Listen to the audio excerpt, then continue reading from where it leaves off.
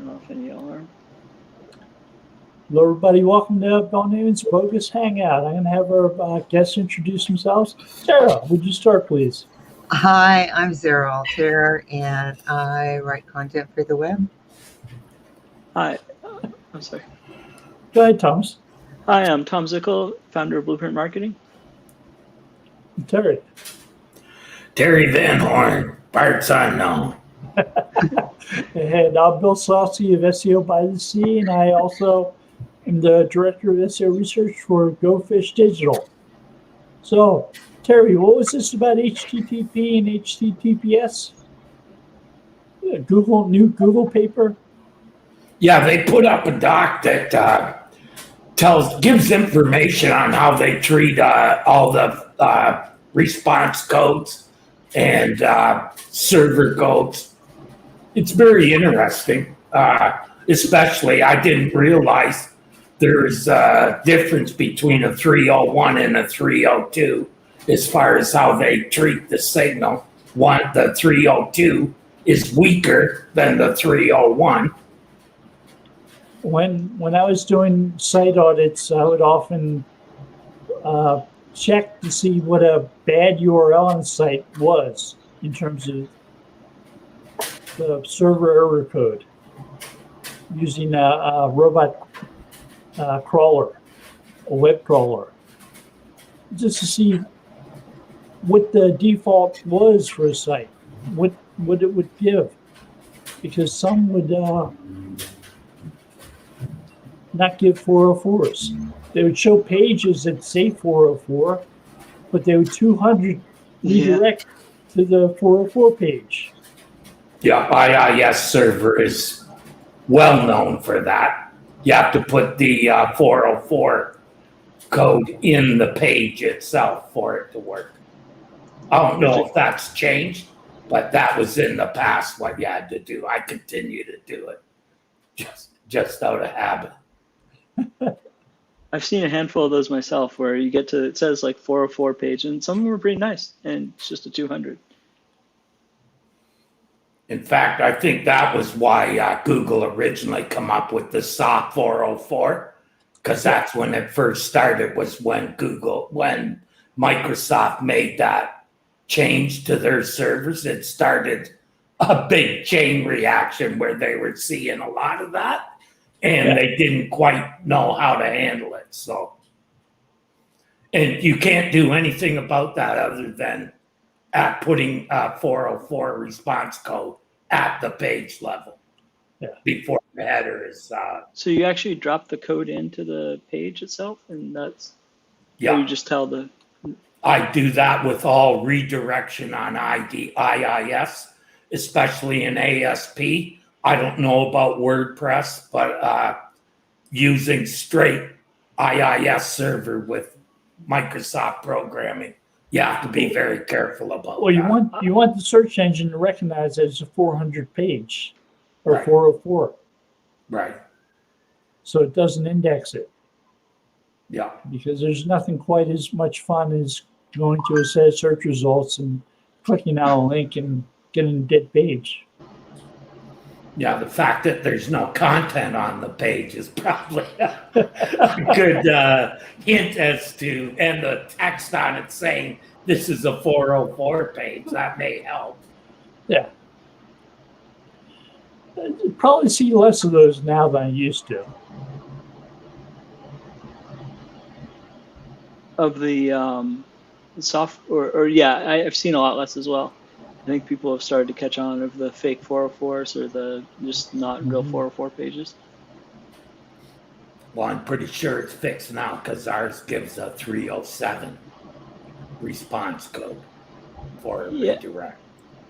So have any of you seen the prompt that Google is now giving when the search results or a query aren't reliable yet?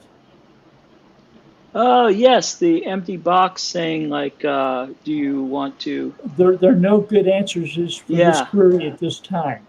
Yep. Or these results are great unreliable was the phrase that they use. Because it's a new query or a topic. I've seen that there are no good results for this query yet. That's the one I've seen too. And like it might vary a little bit. But So yet means come back It tomorrow night. means the Try topic again. isn't that popular yet. We'll have more information when it is. or So write a page about it. Right. If you wanted to do searches on your topic and you had a site with authority, you'd probably get a bunch of featured snippets out of it as well. So That's why Google it's does valuable. have a head economist, or at least it used to, Hal Varian. And Hal Varian and Matt Cutts wrote a patent together. And the patent was about Google telling people when there were concepts that weren't indexed, that needed content created for them. And I've never seen them come out with that, with something that told content creators, hey, we need content covering these things. Or the content we have isn't working. Yeah, makes sense. I mean, But I have seen some search results with some pretty bad answers. yeah, I'm beginning to think they're running out of things to tinker with. So. I think that they're just coming up with more. Given that I think the web grows 10 times every 3 months, something like that. I can't imagine how full Google. In some places, it grows quicker than others. Like Yeah. one of the most outstanding search engines in South Korea is Naver, which is a user-generated content search engine, because there aren't too many websites in South Korea to fill search results with. So they have people creating web pages about topics they need covered. Wow. And they're And paying them, or they're asking. they create them in English. No, they create them in South Korean, and Okay. yeah, both Yahoo and Google are doing poorly there compared to Naver. That's pretty cool, though. Because Naver shows results. Google and Yahoo try to show pages from South Korea, and since there aren't too many, they don't show results. Yeah, that makes sense. South Korea, you'd think, would have a pretty bustling search, or you think people would be using the web quite often? They have a strong infrastructure for the internet, but they don't have as much internet coverage as we do. Yeah, that makes sense. I mean, I can imagine if you even were lucky enough to have internet in North Korea, what you'd Google or what you'd search for if you wanted something local search or something. When I lived in a more rural area of Virginia, and I would search for businesses, I would find some businesses, but very rarely did they have reviews. Mm. People wouldn't review businesses in that part of Virginia.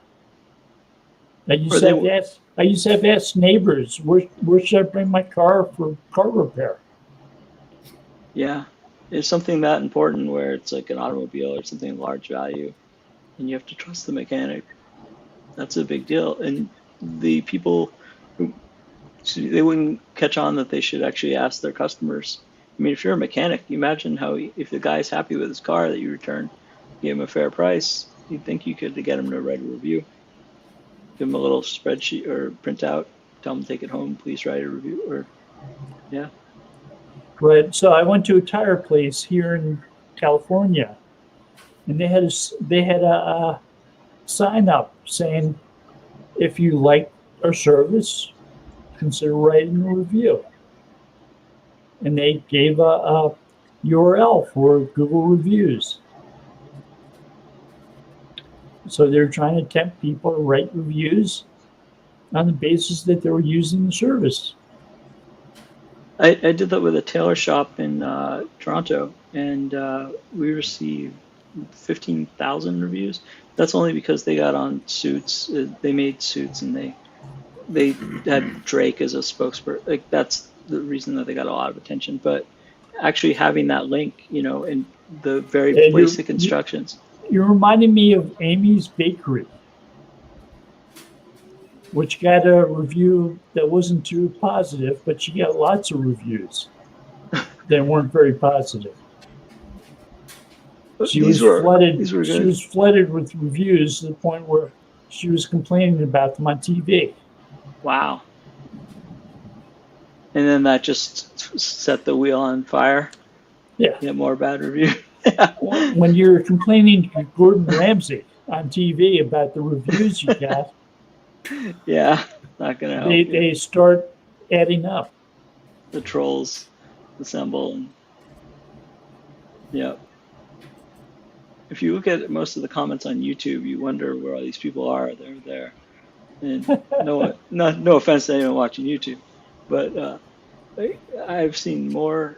It's more anger in YouTube comments than anywhere else that I've personally seen. I'm sure there's a lot more out there. But I think that reviews, it's interesting because reviews are such a powerful, as you were saying, like where to take your car or where to buy whatever it is that you want that, has fair, it's going to deal with you fairly. Like even if it's a great product and you have to return it, all the different logistics of purchasing something. I'm surprised that more small business owners aren't figuring out that they should do these things and just looking up how to do it. Google's trying a lot of things with them. There's like questions and answers on Google My Business. And some businesses actually answer questions. And I remember a few food places in the area. I asked them if they carried certain products and actually got answers. That's progress. It's valuable. If you ask somebody, does this have peanuts in it, and they have a peanut allergy, and they get back to you right away, that's surprising to see from a small business. Google also reaches out to reviewers to help with answers as well. Because I know I reviewed a local feed shop, believe it or not, and Google would say, can you answer this question about, do you have they would ask if they had a particular chick feed or something, And I was actually only there once, but but I had left a review, so I guess most people who go to the feed store don't leave reviews either. If you're a local business reviewer for Google, they'll ask you some questions about businesses. Oh, well, that's what it is then, because theoretically I am. I'm not. Does this place have wheelchair access? Yeah, those things too. Yeah, but these were specific questions that somebody. Does this Starbucks serve breakfast?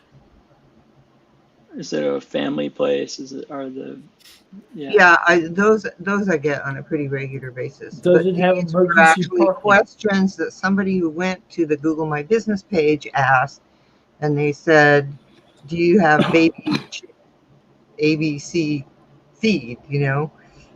And Google, boink, came to me and said, "Can you answer this question?" Which is a little bit different than at the end of when you post a review and it says, does this have wheelchair accessibility, and the further questions. That's different.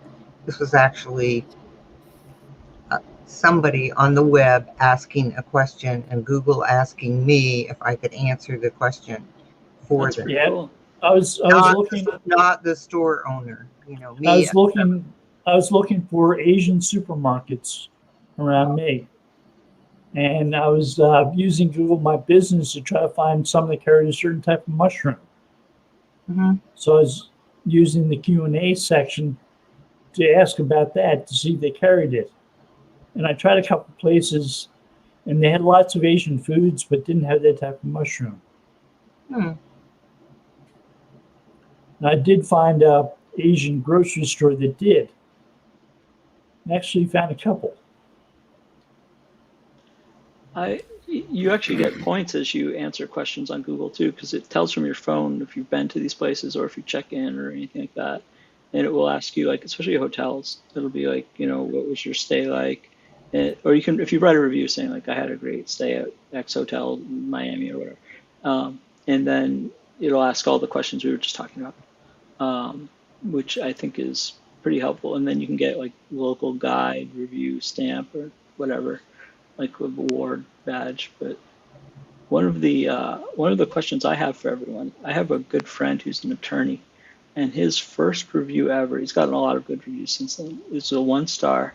And he, I can't reveal his name because what I'm about to say, he actually had a customer or a client that wanted to sue squirrels, the actual animal, he thought it was an HOA thing.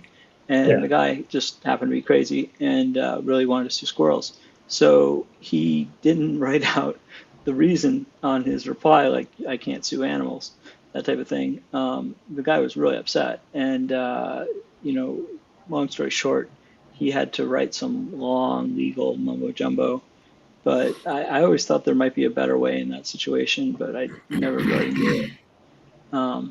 Just told him to be courteous to him and apologize and say that we don't deal with that type of the type of legal action you were trying to, or we don't do that type of law, practice that sort of law, if there's any law like that. I don't know. So it reminds me of when I went to the police because I had a skunk living underneath my porch. And I asked them for help if they had somebody there from animal control to help me remove the skunk. And their response was like, there is. They laughed. That's all they did. They didn't want to get sprayed. No. So I got rid of the skunk. I got a boom box and played it loudly. Oh, that works. Yeah. It didn't like the music. Little family of 4 skunks wandered away. What'd you play to make it leave? I don't remember. I think hard rock. We had both types of music in that part of Virginia. We had country and we had National Public Radio. You just cranked it up and that's good to know. In Nantucket, where every place there's skunks everywhere, so I'm going to use that. For country and western. Animals respond to music. I had a kitty that loved, there used to be a radio station in San Francisco called K-Jazz. And whenever I left home, I would leave the radio on K-Jazz and she'd be totally happy kitty until I came back. K-Jazz went off the air. And it was a disaster, because easy listening jazz didn't work and, pop music didn't work. That DJ had the touch, right? She was very upset.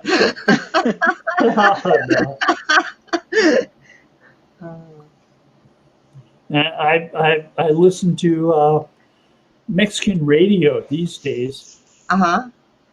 Which, getting used to the commercials from Baja California when they talk about like politics, it's like that doesn't quite sound right. Are they saying aggressive stuff or just a little bit? No, they're being friendly. They're trying to get people to vote. Yeah. So the 9 parties I would vote for. Yeah, I just had a thought about the search results when the query is new. From a researcher perspective, I would rather have Google tell me that than come up with what it thinks are answers that aren't answers.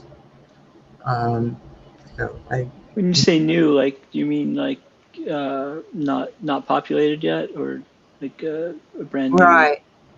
So right now it's doing that box thing where it shows there's no good search results. What I've seen. Yeah, I'd rather have that. Okay, you're upfront with me. than come up with, a list of things that don't apply to what I just asked for.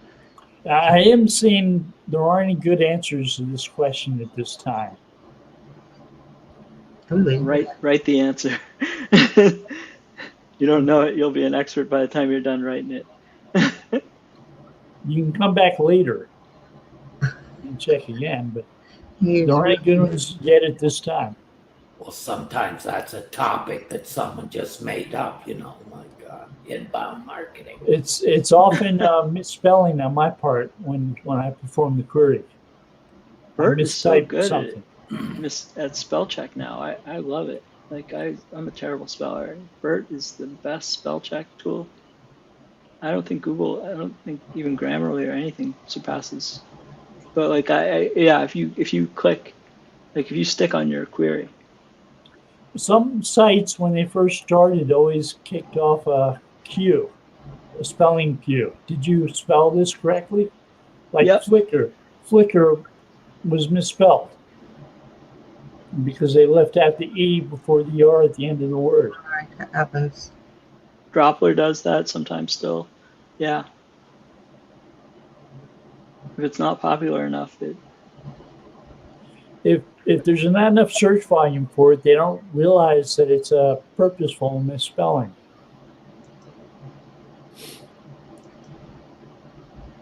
Have you guys seen big impacts from the June implementation of the Crux or the Core Web Vitals? On the 22nd, they said they actually implemented they're going to start counting the speed for mobile. They did part of it, I think. I don't think they did. This is just, I only read one article on it, but it said basically they implemented the three different, contentful or first content, the three different metrics and, three big ones, and then said that those would start counting. What date did this take place? I believe the 22nd, and I think it was rolled out on the 24th. There's nothing in Search Engine Journal about that. I'll send you the link. I bookmarked it. I'll find it. Yeah, what site did you get the information on? Search Engine Land or Search Engine Journal, one of the two. It wasn't Search Engine Journal. I was there this morning. Didn't see that. I'll look for it. And but I mean, they've been talking about dropping it in the middle of June for a while, since April, right? Google, and it seems like in Search Console you can see all the things just coming out of nowhere, where they're just zero ranking for anything in the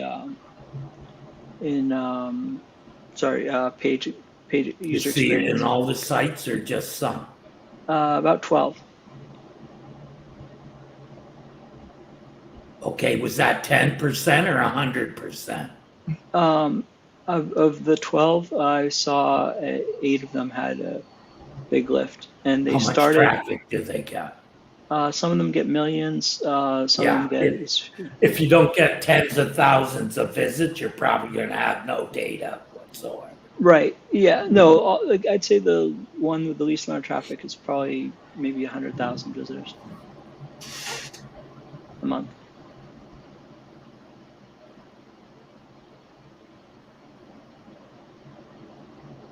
But you're right. Like when you go and actually click on the URL and do the Google Insights tool, it'll say sometimes there's not enough data, or it doesn't have enough, because Chrome hasn't given enough data back to Google for it. But it will say pass, fail based on your. Yeah, I don't think it'll mean very much now in 6 months of mine. Well, where it says X amount of URLs are bad, X amount of URLs are good. These are the ones getting X amount of impressions because Y amount of impressions because of their good URLs. I'll send you some screenshots and stuff. It's been pretty interesting to see that take off, because I think the one before that with the highest amount of good URLs was 2 or 3. Yeah, the other update that they did on spam, the interesting thing was about that was they didn't mention any percentage of the results that were affected, Oh yeah. which is usually something that they'll Yeah, include so that you was know interesting. how big the update was. They I think said they didn't some include it because it was minuscule. they did say they were filtering out like 40 billion pages. How many? So 40 billion. Yeah, but they probably have trillions of pages or know about trillions. That'll make the web a better place though if they de-index a lot of the stuff out there. I mean, there's some stuff that's just, a Well, they URL just with nothing ignore on them, it. Yeah, is what they do. but like I think there'll be soon no way to search for them because if you look in Search Console on some sites where have a lot of thin content, you see they ignored it. Google chose not to put this URL in the index for whatever reason. And it's mostly thin content and things like that. Yeah, I saw something the other day that said Google reported or announced that in the last 5 years, they've improved the bad results. They've removed 40%. That's good. That's Yeah. a big number. I mean, they were probably on the 15th page, but it's still a good thing. Well, in the It's- last 5 years, that's a lot considering how I long would- the search engine's been around, probably around Absolutely. 20 years. I wonder how many new knuckleheads are out there creating new trash content, though. Like every day, you've got a new army of people that are taking There's to the got to web. be billions of pages that they find every day. Yeah, With every, like these days, almost every business is on the internet. yep. And they're all creating, well, some of them are creating content regularly. I got to think that, when was the last time Google gave a number for how big their index was? Mm. They I think it was 18 billion, wasn't it? They stopped doing that regularly Yeah. because Bing stopped doing it. Google said we don't need to do it anymore. Yeah, we're so big we don't bother to even count anymore. Wasted resources. Yeah, they used to have that great page where you could get a lot of data like that, but I remember, I think it was like 4 years ago now almost, is it? I think those pages were estimates. Yeah, oh yeah. Google still got 92% of search, so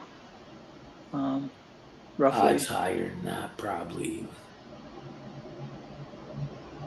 I mean, have you guys ever known anyone to use DuckDuckGo or Bing, like when they're not? Yeah, it's my not brother built into their uses device. Bing. I know someone who uses DuckDuckGo, yeah. And He's a network administrator, Microsoft network administrator, though. So okay. So that's why he uses Bing. That makes sense. But I often see him when he can't find it on Bing, he goes to Google. He goes to Google. It gives him better results most of the time. Not very often does he have to do that. Like if you compare the two results, they're pretty close. Fairly similar, these days. Yeah. I know non-professionals who use Bing because they've just been Windows people all their life. Yeah. Yeah. That's what I found it. The people who use Bing or Microsoft, they use it every day. Yeah. Especially if they're an Explorer Edge. I think it's built in as the search engine, right? I mean, some people don't even change their built-in search engine. Oh, you can't remove the Edge browser is a pain because when you're putting a URL in, if you put it wrong, it automatically sends you to their freaking Bing search. The wrong thing. Yeah, if you put in the URL incorrectly, it will take you to Bing and show you the search that, Oh, you know. God. Make sure you're very careful typing. You don't want to get. Yeah, and I tried to change the to Google as the default, and I just gave up trying to It wouldn't find let what you. to do. So you stopped using Edge? Oh no, I do most of my surfing on Edge. The only time I use Chrome is for Hangouts and when I'm on Google properties, like if I'm going to business, but to just do a search, I'll use Edge. But the rest of the time you use Edge. Okay. Edge is Chrome on Apple. It's interesting. They actually gave It's not Microsoft. Chrome. Might is. use a similar stuff, but it's not Chrome. It says licensed to Chrome on one part of it, but like it might be something different now. I don't know. I haven't updated in a long They time. both but use Mozilla for something. yeah, it has that. The engine. It's amazing that Google's got the biggest web browser as well as the biggest search engine. All that data, sort of like a Hotjar account. Have you guys dealt with trying to speed up sites in India and countries without a lot of infrastructure? No. It's one of the challenges I'm working on right now. Is I have a client who has a ton of 500,000 visitors a day from India, and then the rest from Europe, and most of them from Europe and the United States. But I think that's what's weighing down their site speed. Is they're not as fast in India. We had a travel site in India prior to COVID.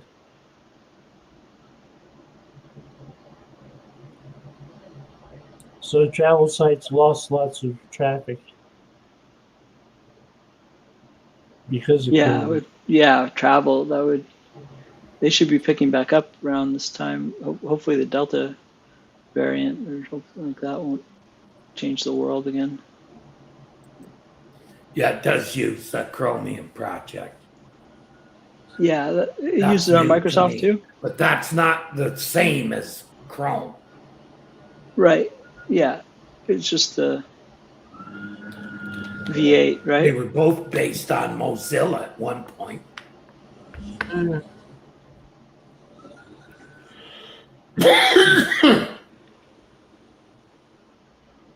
and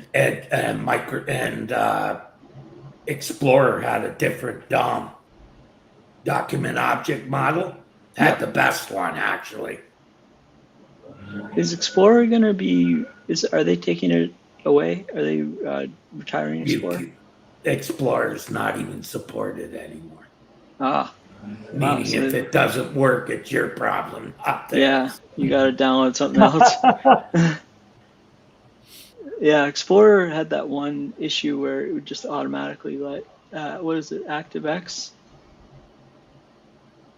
Where it was a while ago, maybe it would just malware. And I remember being unable to export 128-bit Explorer to Canada because it was classified as a munition.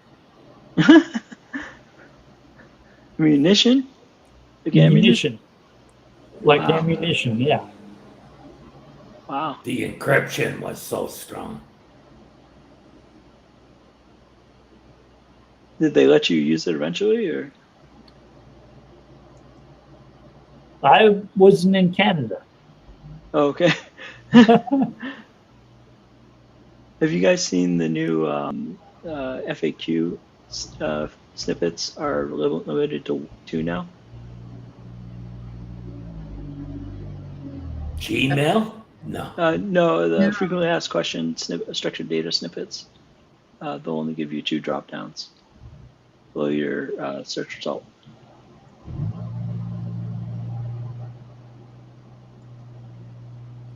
I hadn't seen those. I hadn't run those. It's a pretty small change, I think, but I've only seen probably 4 or 5 maybe from a site. Maybe some real big sites have like quite a few. They look like people also ask questions on a search results page. Yeah, they just look like a drop down underneath you get the result, and then you don't get any stars, but you get the FAQ, like, so like a lot of like help pages and stuff like that I thought they were helpful, and they still are, but they're probably more relevant to the search now. So like, what's the phone number, and then you can drop it, do the accordion drop down.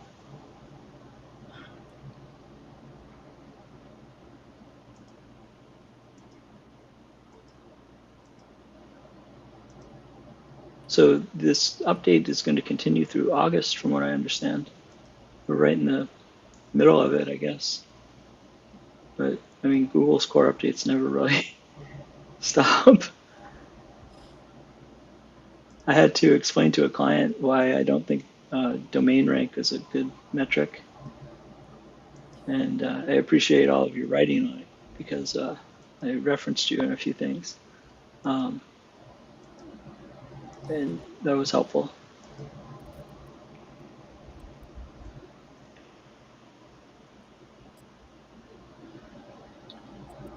Some people just don't want to let loose with stuff like domain authority as a metric.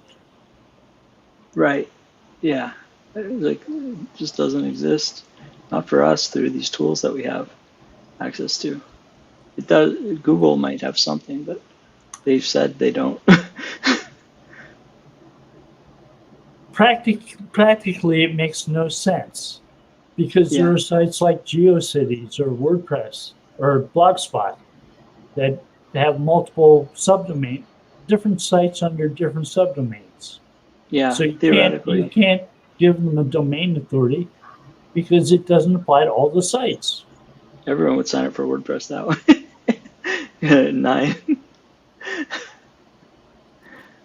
Yeah. Google's done a great job with subdomains recently, with actually figuring out whether or not they're valuable or not to the main site. I'm pretty astounded to say that, like, whether or not they're valuable to the main site. So, like, let's say, sorry, bad example. Let's say you have a www site, right? And that's about Christmas trees or something.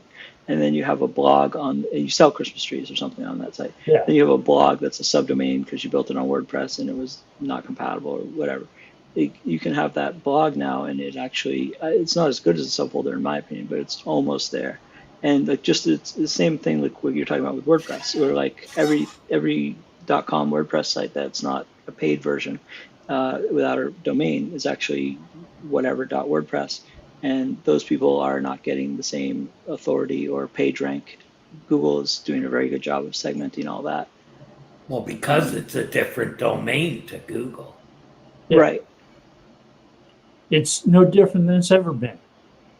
Right.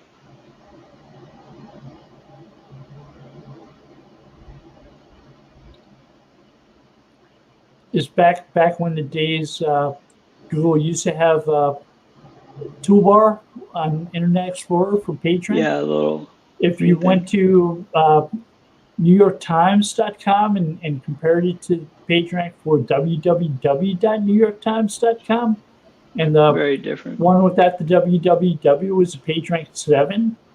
The one with the www was a PageRank 9. Yeah.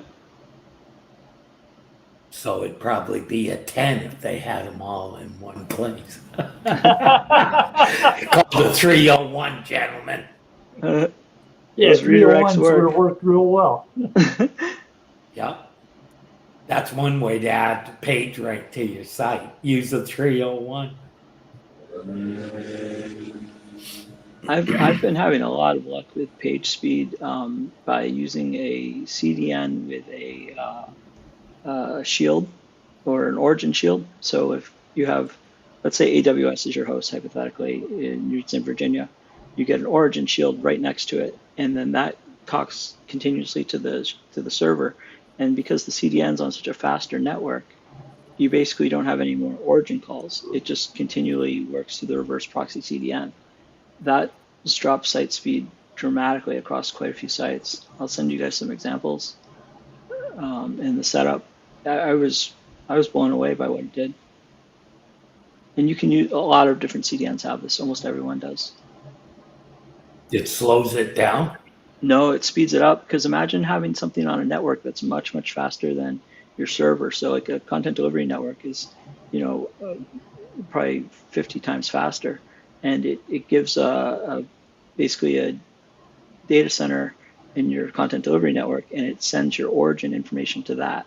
So it's always caching the origin information almost in real time there, and then it's picking it up from its faster cached pop.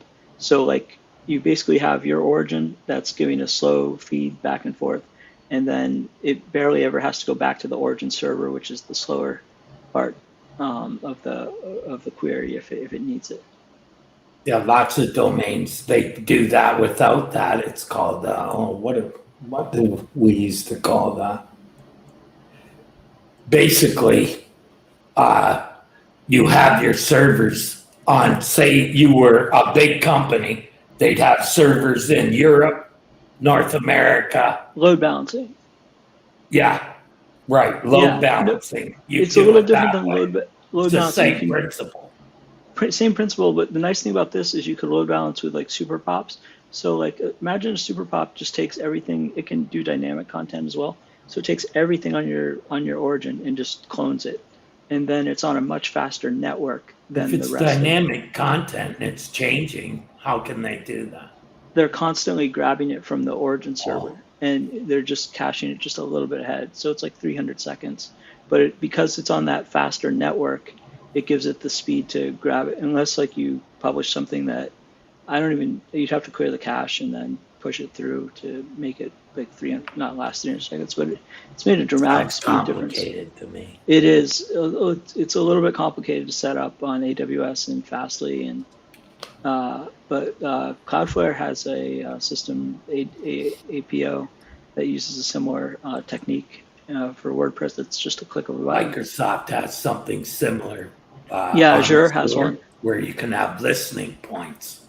Yeah, that's what they call it. Yeah, all the different companies call it something else. Yeah, like, I forgot what Akamai calls it, but it's It's just another form of load balancing. That's all.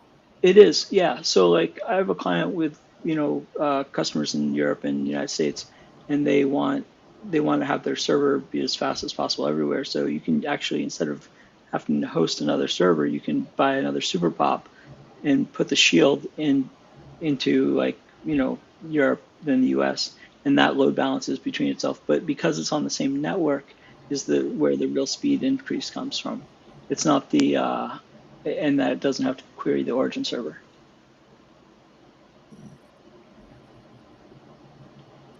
So it took me about 30 minutes to set it up originally on Fastly, which is all VLC, but and Rust, but it was well worth it. And I know what you're talking about on Azure. They all just call them something else.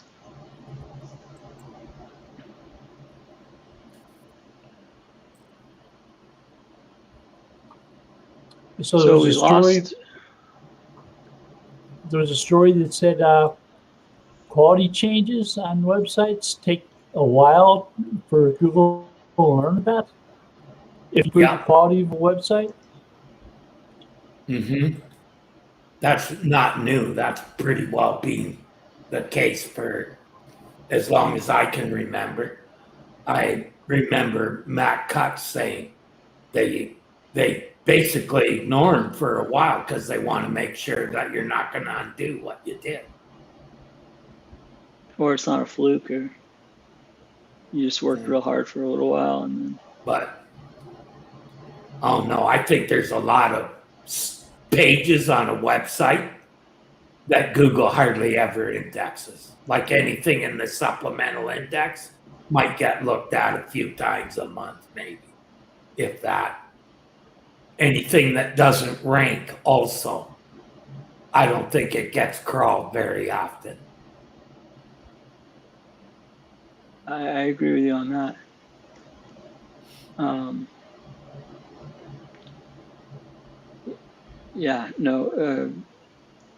I think that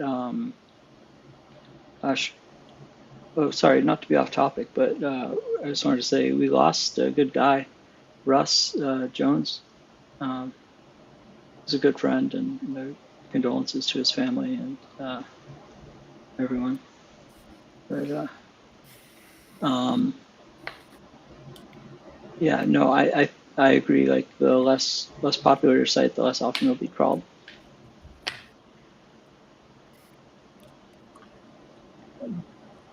We don't get too many mentions of the supplemental index. At one point in time, Google was mentioning the supplemental index, and now they still have it. They don't refer to it anymore. Yeah, they took the links off because they thought the SEOs were obsessed with it, which they were.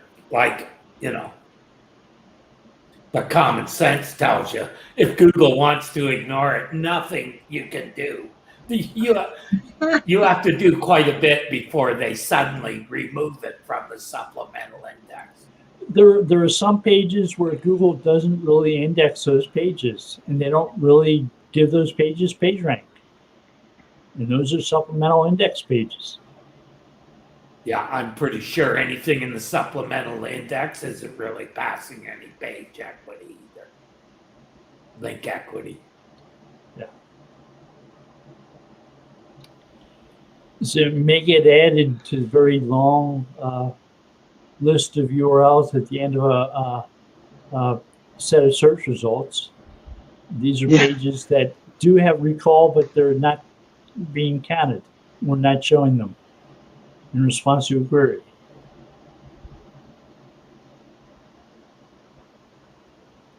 Yeah, and sometimes they use them to fill in. Hmm. Do you think passage-based indexing will improve that at all? Or even if it's not as high volume, it'll start to show up anyway just because it's the only answer? We don't really have passage-based indexing yet. Yeah. It's one of these, can you call that vaporware? Yeah, it's set up to start, but it's not happening. Yeah, I guess it'd be vaporware. Yeah, that would make sense. I mean, think about the things you've seen from Google that were here and then they disappear, like Google Instant Results. Oh, yeah. Oh gosh, yeah. All the stuff Google's created that's no longer. You can create a book of that. The only thing that isn't vaporware is Google Analytics, Google Search Console, Google Search. Anything else could be at any time. Until they rename it, right? Oh, no, they drop products all the time. I mean, I had pages on ORCID. I had Google Plus pages.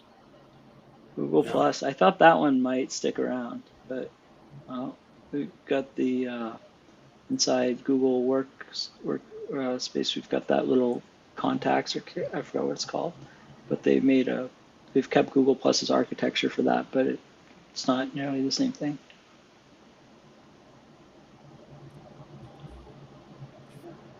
I mean, you think Google's probably retired over 500 products?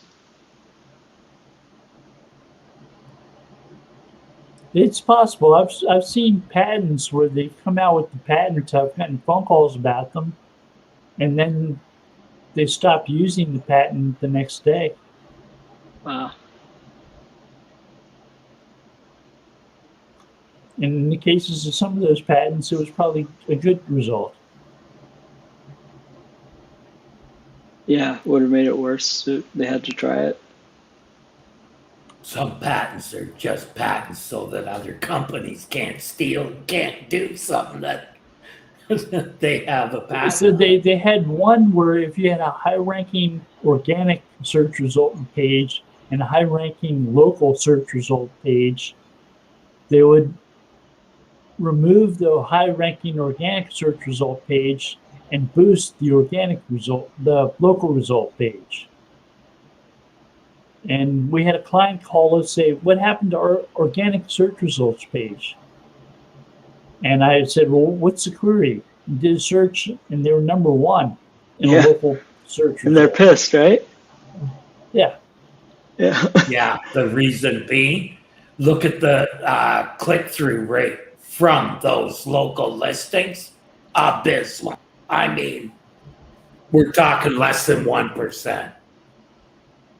If I need to find a pharmacy, I click on whatever the local listing is or something that's local. If it's not, I mean, it would depend on, I guess, what the item would be. But the link goes to the Google business listing. Yeah, It does very not true. go to the website. The Yeah. website's 2 or 3 clicks away.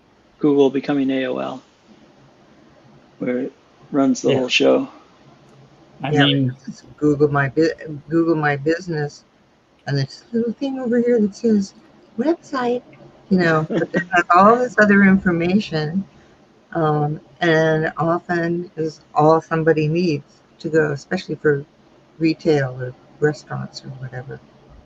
Yeah, Times if you 10 need font. the time that they're open, there's a lot of good information on those business listings.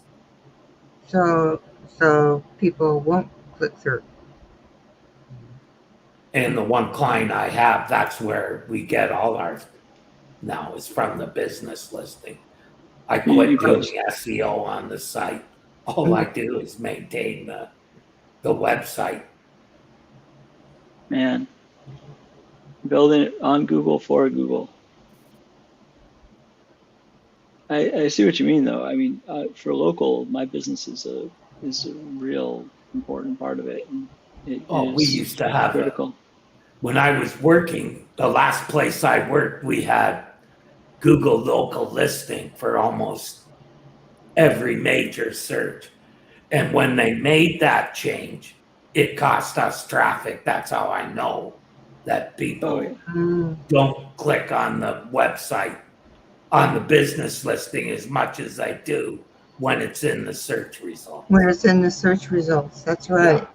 I was playing golf with some gentlemen that were probably in their 70s, and one of them was telling me about something to search for. Every single one of them, 4 people, clicked on the ad, the first ad. And I was just like, they're on their phones. So I was just like, oh, no. Like, it's just whatever's in front of. Most people got the attention span of a gnat when they're on the internet. So it's Google's also not done a good job. surprising they just click the first link, not even really realizing it's an ad. Yeah, if you do effectively optimize something for Google local search, their doorbell starts ringing much more frequently, and their phone starts ringing. Oh, of course. And that's all they care phone about. link calls, I'll say that, yeah, off the website or off the Google business listing. About 2.5, 3 years ago, they really made ads hard to spot. They got the color, they took away the colors, and barely. I mean, if you take somebody without really looking at it, they, especially on mobile, more on mobile than anything else, people don't realize they're even clicking an ad. They put little tiny black ads. Yeah. Little green ads. Yeah. People aren't paying that much attention. Yeah. Remember, they used to highlight them yellow. Yep. Put them off to the side on desk. Different background too, all kinds of different things. But wasn't as that just helped it hide that much better. Yeah. I mean, you can't blame them. That's how they make their money. I don't have any problem with that whatsoever. As long as they're marking them. If people aren't paying attention, that's not Google's fault. But if you think of someone who's maybe in their 70s, they probably don't have the best eyesight to see the screen. They're just poking at whatever's there. They don't. Most people don't care that it's an ad or if it's on a website. They don't care. I don't disagree with that. It's just the quality of the ad versus the organic. The only person I've seen is my brother actually cuts and pastes. He'll copy the URL on the ad and then put it in a browser because he doesn't think search engines should make money. Oh, take Oh no, that's hysterical. so get the Yeah, landing page there. he's funny that way. That's not the regular person, though. No, Yeah. he has strong convictions, though. You know what I mean? He'll do that extra because he doesn't want to see them get any money. Very understandable. It is very understandable, but I think It's what very kind to. Tom was saying is just the opposite. Most people don't do that, and that they just click on the first thing, especially on. Oh, I'm sure that's the way it is. Just whatever's there first. That's what they. For most people, do they really care that they're clicking on an ad or a I think if they search knew result? the quality of like that, you could just buy that ad position, and have a decent site load speed, and They that don't would think get about you. it. They don't think about that.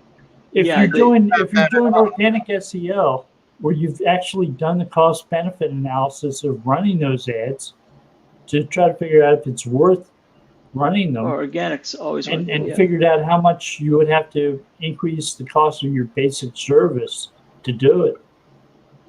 It does matter. Yeah.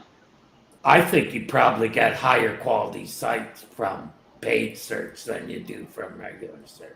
You can just choose to outrank whoever if you pay more.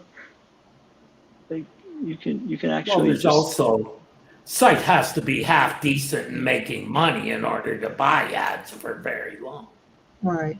If the site is no good or the products are no good, they quickly run out of money with AdWords. I'll say that much very quickly. No, I don't disagree with that at all. But like the amount of if you had to get medical data that was important to your health, would you rather take the first organic hit or the first ad hit? Most people don't even look to see whether it's an ad or a regular result. Right. Yeah, they can't tell. Well, they can tell. They just don't care. So, but the other thing is like I can go read an article on Go Fish Digital. Guess what shows up on my mobile phone for the next at least 24 hours? Digital.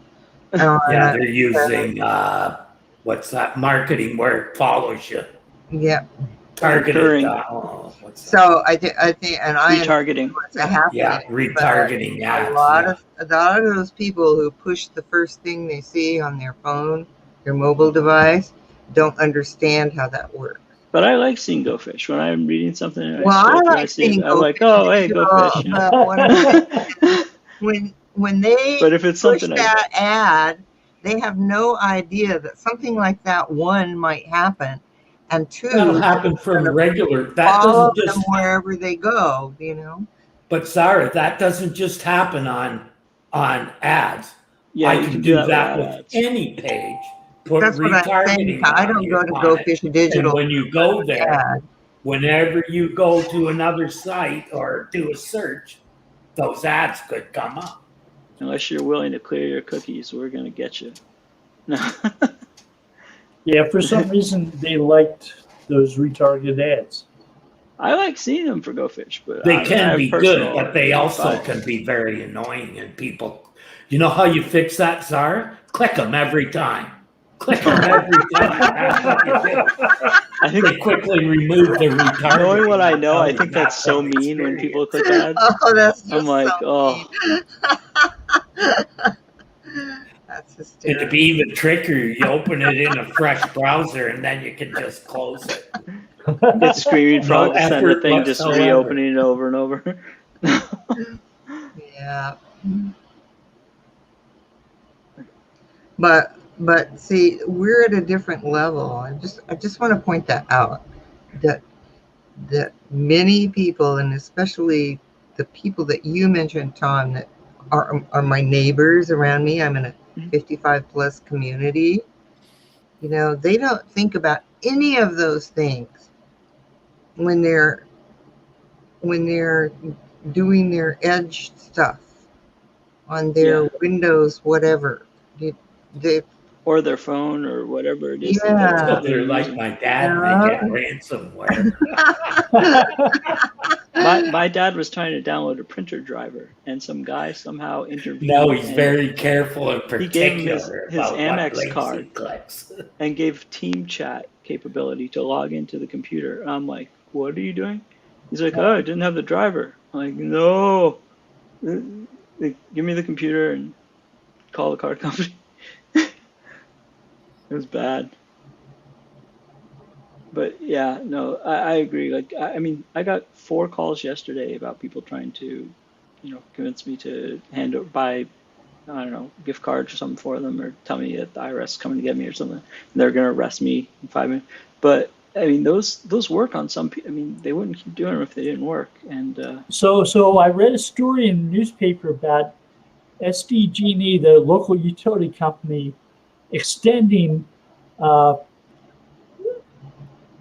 They weren't cutting off any accounts due to failure to pay because COVID. because of COVID.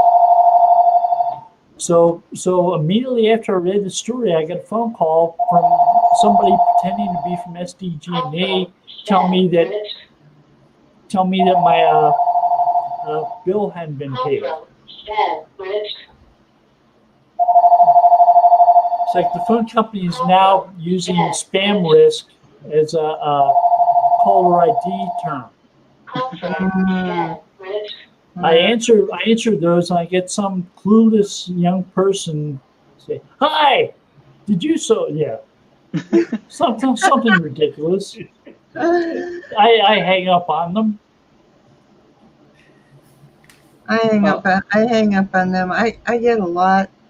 I got a new one the other day. It was somebody sounding like they were coming from a foreign country, telling me they were for the U.S. government, and I was eligible for a grant, and that was as far as I got before I went away. But I mean, it's just like so many scams. It's like, I'm from the Social Security Administration, and you're going to be arrested. Yeah, you're going. There's a cop outside your door. Unless you Right. give me X amount of Bitcoin or whatever. Yeah, the Social Yeah, Security. this is San Diego Electric and Gas, and we're going to send somebody to your house in half an hour who's going to turn off your power. Oh, You pay man, the bill. That's a lot more sneaky because if you have San Diego Electric and Gas, I haven't that's had one like that yet. So you've got to go to 7-Eleven, buy the right gift card, and send it to them. because that's how you pay people back. That wasn't a clue. That just Uh, might be- yeah. That's how I pay for my car. They can't take your credit card. Go to Guy told me 7-Eleven, that I buy laughed me so a hard. card. He said, "Why are you laughing?" I said, "Because you're a dumbass." I've got a great recording where I talked to a guy for 15 minutes. I started recording probably after 20, and he's saying he's from Microsoft and in front of my computer, and I'm typing into Secure Eye, seeing where the redirect goes and take over, and I'm just getting angry and angry at this guy, and then as soon as you start yelling at them, they're totally off. They don't. Yeah, I told him that I was the god of the web and knew where he was, all this stuff. And I was like, come find him and all this stuff. And I was like, you don't understand. I work for the NSA. I'm like, I'm so happy you called me. I'm like, I'm gonna meet my quota. And he's like, no, but this is not real. I'm like, well, I'm glad you told me that. I told him to turn himself in at his local police station. And he's like, I'm not in the United States. Like, well, we'll find you. I've even heard recordings of people who have gotten those guys to cry and say that they've gotten like somehow tricked into. Amazing. Yeah, it's. I mean, it's so the guy yesterday was saying that I somehow had my Social Security compromised and that I was going to be arrested for that. It's like, that's not a crime if someone steals my Social Security number. The guy's like, you are going to jail. I'm like, come on, man. Like, how am I going to jail for this? Like, he's like, crimes have been committed with it. I'm like, okay, well, thanks for your help from government or something. They didn't want a gift card? Oh no, he probably did. I didn't let him get that far. Guy gave me a number. I called it. I called, and the first thing they asked me is to give them my social security number. Oh, you're kidding me. Oh my We have God. to verify who you are. Yeah, Oh, it's your identification. It's how we know who you are. no. Oh my God. I always tell Well, them if I it ever must called my work. bank or something, It I'm not must giving work. that. There must be people who respond to that stuff. I think You know. it's just Of automatic course for they a lot are. of people. I get you know? calls at 7 o'clock in the morning Hmm. for people saying they're from Visa, and that there's been two suspicious purchases on one from PayPal and one from some other place. Yeah, somebody used your credit card to buy an iPhone 10. Oh, I And got one of those the other day. we canceled that, but we need to warn you about using your credit card and giving your credit card number to other people. You know what they say to, you know what they do in those things in the long playouts? They actually will go into, if you let them into your computer, they'll go into your bank account. They'll tell you to go in. They say we can't touch anything, and they'll use like TeamSpeak, and they'll actually change the HTML code in the page to show like a higher balance than what was in there, and say they messed up. They're going to give you $500 back or something. They gave you 5,000. Now they need you to go get a gift card and send them the gift card for the difference, or they'll lose their job and the whole thing.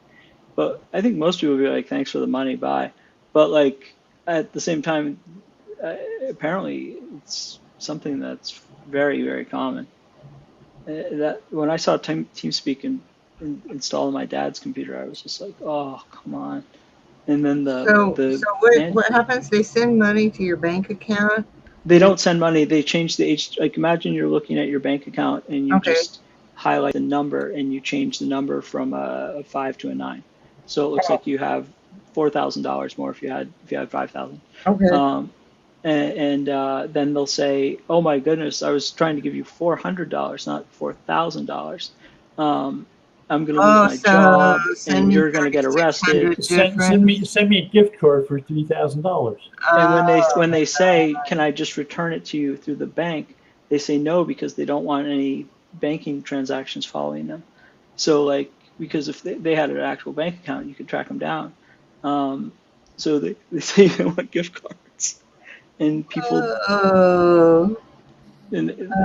just send go buy the gift card. I called Visa and they told me we don't send email and we don't phone people. Yeah. They even tell you if you're going to talk to the cashier, do not tell them that you've been speaking to me. And it's like, why? If you're on the up and up, like they turn it into a whole thing about you saving their job and not going to jail. Like the punishments are insane for them making a mistake. You're going to go to prison. I'm like, yeah, you guys don't quite know how the justice system works. Far with any of those people. Wow. So I had somebody try to scam me from my utility company, and I called the utility company, and they laughed. They said, "We'll never call you." Right. If most companies won't call. If we want money, we'll send a letter. Yeah. Most of them send by mail. They never would if email anybody's you ever worried or call about for those reasons. It can't be verified. If anybody's worried about their power company calling them, ask them to call them back and make sure that number is the same number as the one in your phone book. So I get I get a piece of mail from my power company because of a pricing change, and they sent me the letter, and it said the pricing change would take effect on 1/1/1900. Whoa! So you've already been hit. So I called help, and I said, okay, this mail y'all sent me is telling me that something's going to take effect 100 years ago. They're like, we're just telling you how this is a mistake. Tell me that you made a mistake. Wow. What did they say? She said, would you read that to me again? Oh, Yeah. yeah, The pricing plan. The 1812. pricing plan changes 1/1/1900. So that's like ridiculous that you sent me this.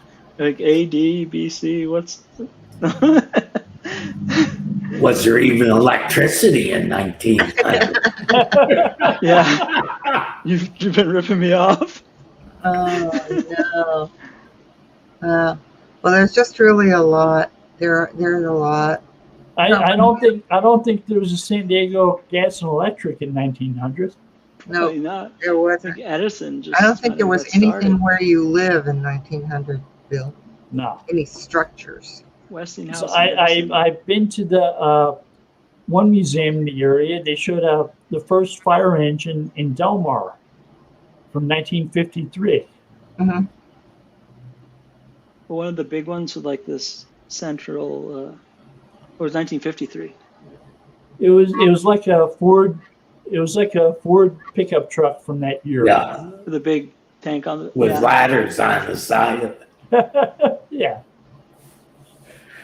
It's like the old ambulances are just a station all wagon. those towns were really small in the early 50s. Mm. Imagine if you got into land back then. Some lucky people that were able to buy up all the property. I wonder what it's. I had a client for a little while who was selling all the desert out in San Diego, like 20 miles east of the Pacific. Not too much money. Well, I think I said this once before a long time ago here, but when I was little, nobody lived east of the railroad tracks. It was too far inland. Who would want to live there? You know? So obviously things have changed.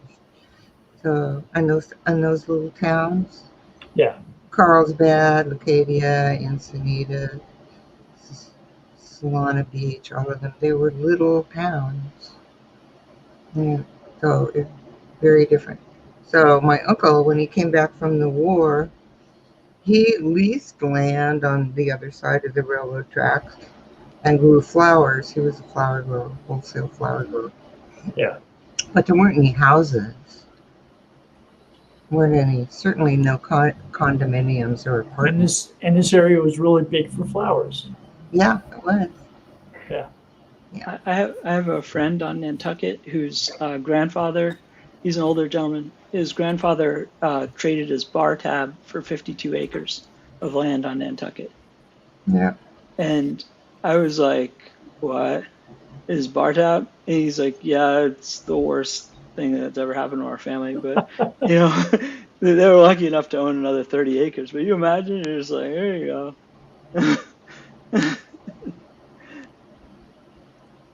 Every acre would be worth multiple. I mean, and some was on the water. But yeah, it makes me feel like buying land every time I think about that stuff, because there's just gonna be more people and less space, less high value places to live, I guess. Or everything will become higher value, more expensive. Another thing with Google's Duo, have you guys heard that can replicate human voice or sound just like a human? A voice that sounds just like me. It can sound pretty much like anyone. It told people that it was a machine. It's an AI system that they built that sounds like, you know how like a normal robotic voice you can pretty much tell. And one of the ways they get around complaints about it was they told people that they would tell people they were calling that it was a computer. I think they do that after the call, because I got one from it and it said this is an automated message right before I hung up. But if people get that technology, they'll be able to spam or call people and they'll be able to automate it. Not really. That's against the law. Well, I of get course, yeah.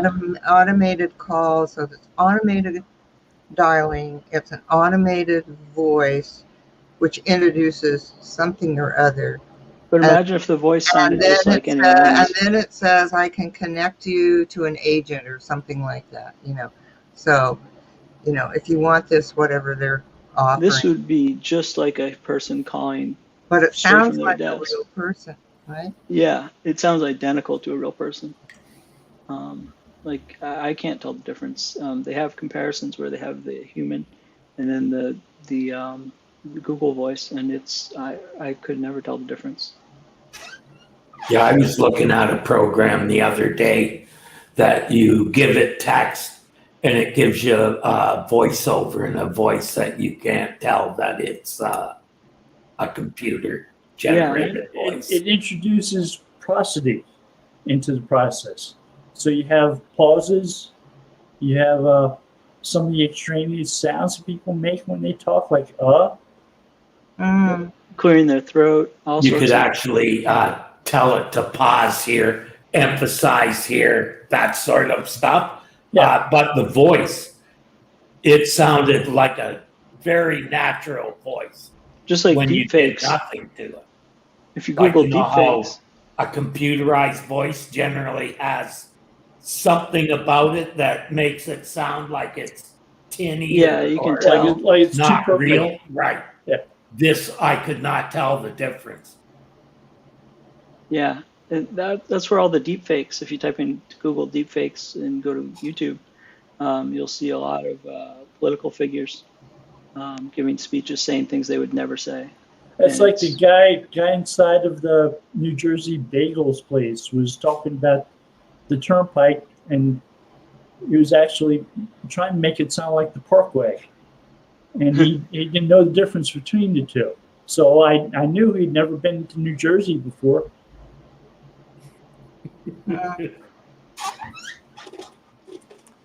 So the Parkway has these change baskets that you throw coins into, like quarters, Right. to pay toll. And the turnpike has actual toll booths where you stop and you pay people. And you don't throw coins in the toll booths. you give them the ticket. The Parkway, you toss a couple quarters into the basket. Yeah. In the basket. Yeah. And, But the and pike, the turnpike, you don't toss coins into a basket. right? But the way he was talking about the turnpike, he was saying you toss coins into a basket. Oh. So he'd never been in New Jersey, so he wasn't a true Garden State Bagels representative. He's probably sitting in India or someplace learning the local area. Yeah. He didn't look Indian, but he definitely was a New Jersey native. I was getting it from that movie Slumdog Millionaire, where they make him like learn the local locks and stuff for London, and they're trying to teach him like the geography so they can, Yeah. trick people. But like it's going to be really frightening when somebody picks up the phone and says, "Hey, this is so and so from whatever," and it just sounds like an actual like caring human being, and then they try to with this smart defraud. I think that will be a very different time. So we're past the hour. We're at the top of the hour. So I'm going to say thank you and goodbye. Take care. Have fun. Thank you.